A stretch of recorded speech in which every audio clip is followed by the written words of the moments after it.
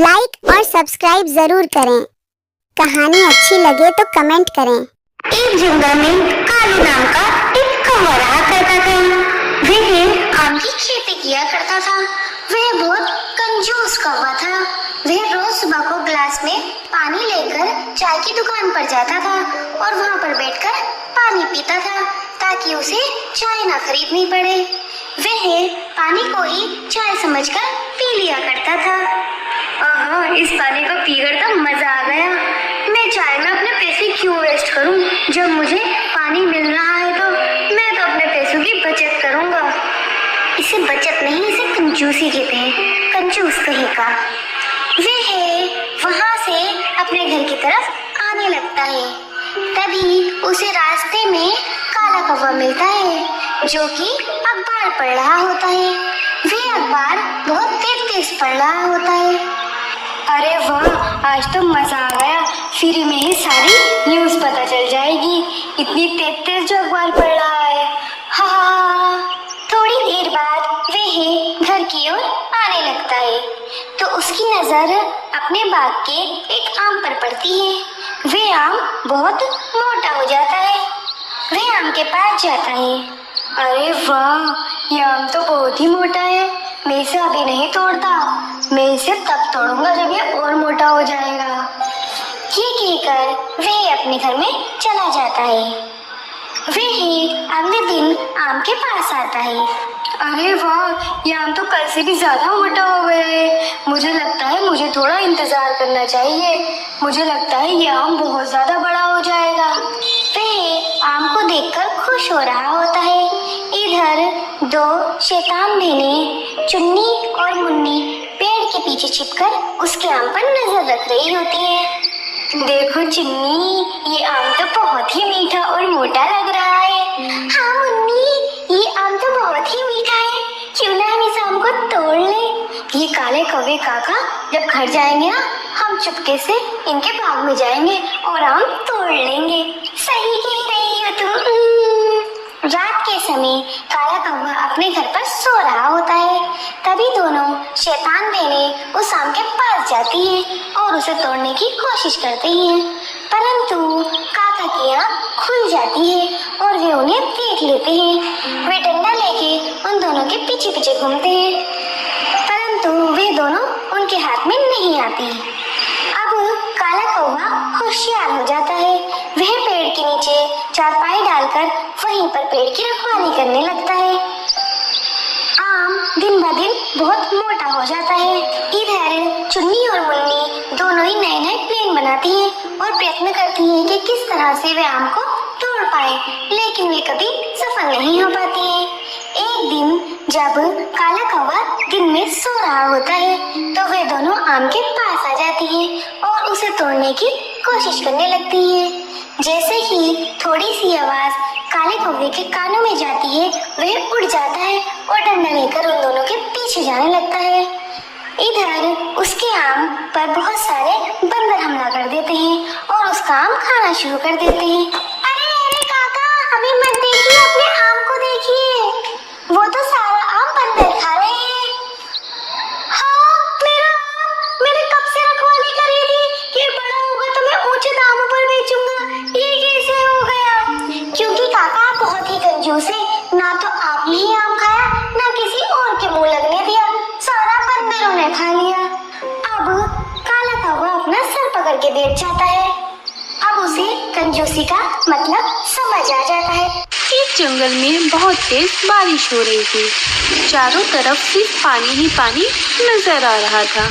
मम्मा मम्मा, ये बारिश कितनी अच्छी होती है ना। मुझे बारिश देखना बहुत अच्छा लगता है। हाँ बेटा, ये बारिश बहुत अच्छी होती है, लेकिन जिन पक्षियों के घर पक्के हैं ये उनके लिए अच्छी होती है। जिन पक्षियों के घर कच्चे होते हैं वो बारिश में बह जाते हैं और उन्हें दोबारा अपने घोंसले बनाने पड़ते हैं, तो उनके लिए बिल्कुल अच्छी नहीं होती है। मम्मा मम्मा, पर हमारा घर तो पक्का है ना। हाँ बेटा, हमारा घर पक्का है, पर जो दूसरे पक्षी हैं, क्या उन सभी का घर पक्का है? नहीं ना। वे दोनों बातें कर ही रही होती हैं, तभी उनके घोंसले में भी पानी भर आता है। मम्मा मम्मा, देखिए ना, यहाँ पर कितना पानी आ रहा है।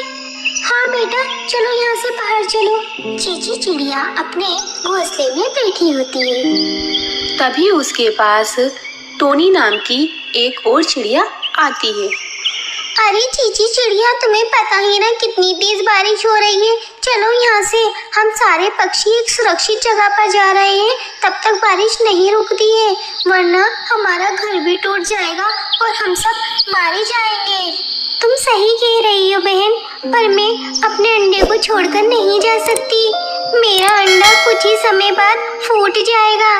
मैं अपने बच्चे को छोड़कर कहीं नहीं जा सकती। ये तुम कैसी बातें कर रही हो? अगर तुम नहीं जाओगी तो तुम्हारा घर टूट जाएगा और अंडा भी फूट जाएगा। एक काम करो, तुम अपने अंडे को लेकर के बाहर चलो। हाँ, तुम सही कह रही हो। चीची चिड़िया अपने अंडे को लेती है और बाहर निकल जाती है। जैसे ही वह बाहर जाती है, उसके पैरों से अंडा फिसल जाता है और पानी में गिर जाता है। वहीं पर काला कौवा भी होता है, जो अपने घर से बाहर आता है। वह देखता है कि चीची का अंडा पानी में डूब रहा है। वह उसे पकड़ने की बहुत कोशिश करता है, परंतु अंडा बहुत जल्दी ही बह जाता है और काले कौवे के हाथ नहीं आता। मुझे माफ कर दो चीची बहन, मैंने बहुत कोशिश की उस अंडे को पकड़ने की, लेकिन मैं उसे नहीं पकड़ सका। मेरा अंडा, मेरा बच्चा। जंगल के सारे पक्षी एक सुरक्षित स्थान पर जमा हो जाते हैं और बारिश रुकने का इंतजार करते हैं। मम्मी मम्मी, एक बच्चा है जो दूसरे जंगल से आता है और वो मुझे मारता है। मेरे बच्चे को कौन मारता है? मुझे भी तो बताओ कि कौन है वो जिसने मेरे बच्चे को मारा। हाँ मम्मी, एक तो वो हमारे जंगल का भी नहीं है, दूसरे जंगल का है। हमारे पास आता है, हमारे साथ खेलता है और हमें ही मारता है। चलो मुझे लेकर चलो, मैं देखती हूँ उस बच्चे को। काली कौवे अपने बच्चे को लेकर उस बच्चे के पास जाती है। वह देखते हैं कि वह बच्चा दूसरे पक्षियों के बच्चों के साथ खेल रहा होता है।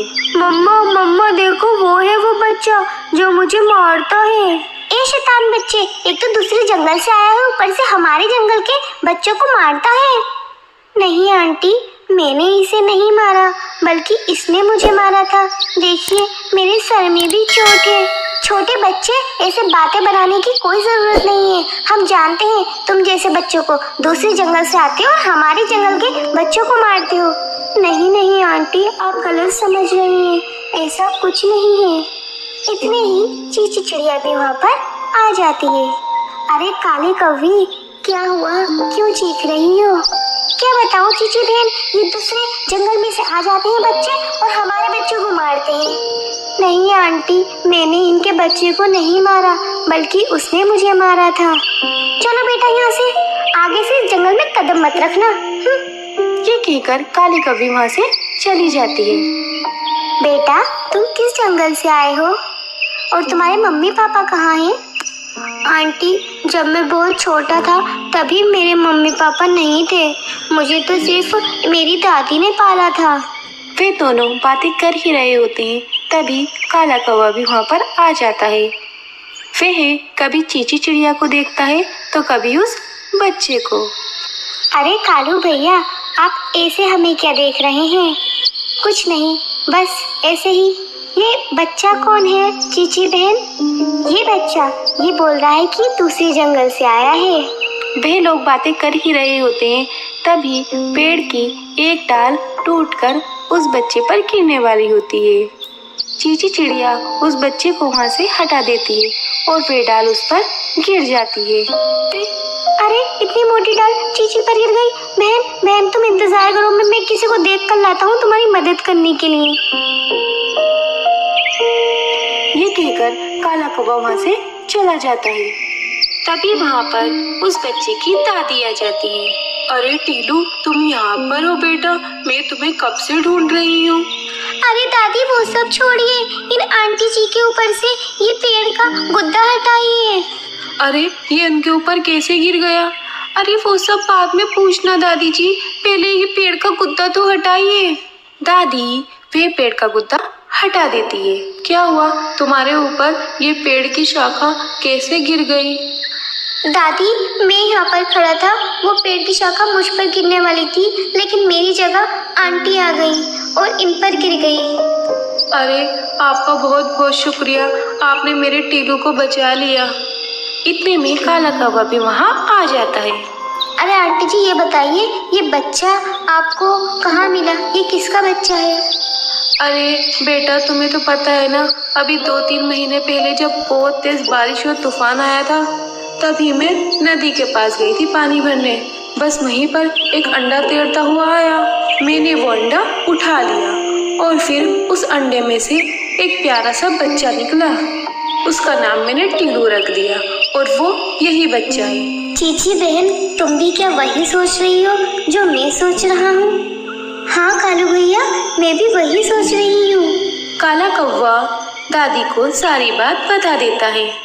अरे वाह, मैं तो बहुत खुश हूँ कि टीलू को उसकी असली माँ मिल गई। वैसे भी मैं उसके लिए बहुत परेशान रहती थी। चलो, अब मुझे शांति मिली कि मेरे बच्चे को भी उसकी माँ मिल गई है और अब वो आराम से रह सकता है। आपका बहुत बहुत धन्यवाद दादी जी, आपने मेरे बच्चे को पाला। पर चीची, एक बात बताओ, तुम अपना घोंसला कैसे बनाओगी? अब तुम तो जख्मी हो गई हो। बेटा लो, ये पानी है, जिस चीज पर भी तुम डालोगी वो 100 गुना बड़ी हो जाएगी। ये कहकर दादी माँ से चली जाती है। चीची उस पानी को एक अनार पर डालती है। वह अपने आकार से 100 गुना बड़ा हो जाता है और उसी को वह अपना घर बना लेती है।